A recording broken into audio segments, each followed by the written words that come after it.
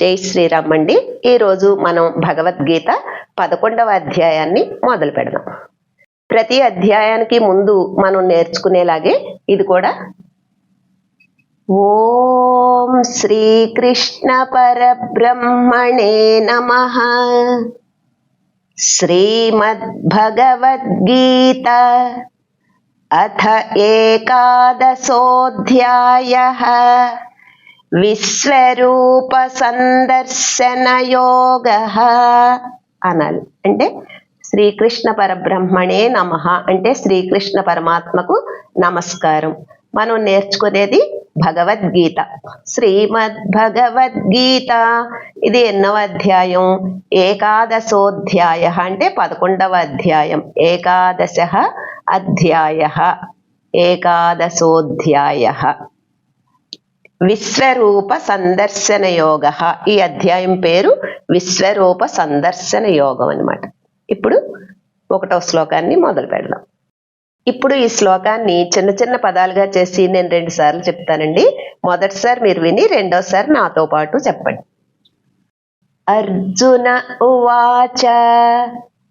అర్జున ఉవాచ మదనుగ్రహాయ మదనుగ్రహాయ పరమం పరమం గుహ్యమధ్యాత్మ గుహ్యమధ్యాత్మ సంజ్ఞితం సంజ్ఞితం యత్వయోక్తం యత్వయోక్తం వచస్తేన వచస్తేన మోహోయం మోహోయం విగతో మమ విగతో మమ.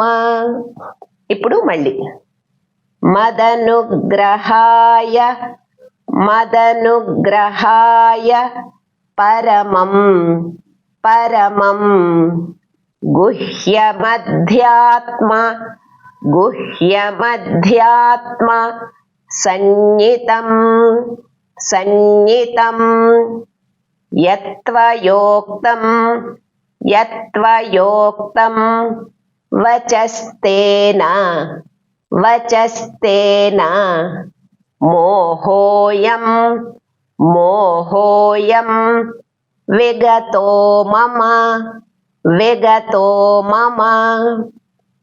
ఇప్పుడు ఈ శ్లోకాన్ని ఒక్కొక్క లైను నేను 2 సార్లు చెప్తానండి. ఇది కూడా మొదటిసారి మీరు విని రెండోసారి నాతో పాటు చెప్పండి. మదనుగ్రహాయ పరమం మదనుగ్రహాయ పరమం గుహ్యమధ్యాత్మ సంజ్ఞితం గుహ్యమధ్యాత్మ సంజ్ఞితం యత్వయోక్తం వచస్తేన యత్వయోక్తం వచస్తేన మోహోయం విగతో మమ మోహోయం విగతో మమ.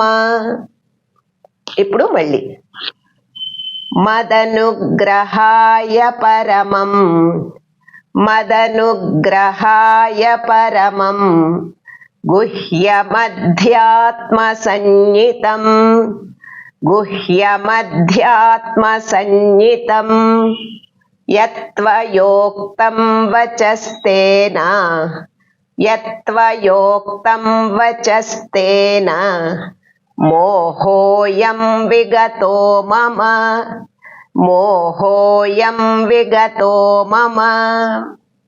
ఇప్పుడు ఈ శ్లోకాన్ని నేను 3 సార్లు చెప్తానండి. మీరు కూడా నాతో పాటు చెప్పండి.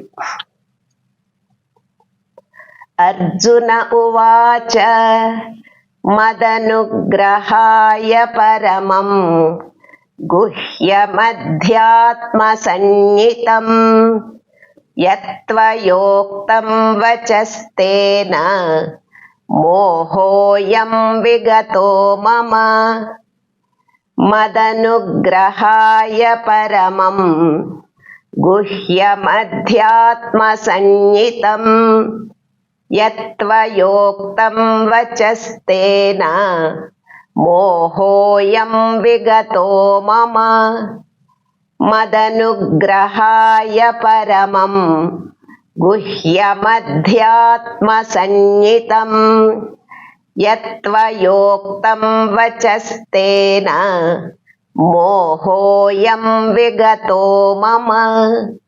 జై శ్రీరామ్.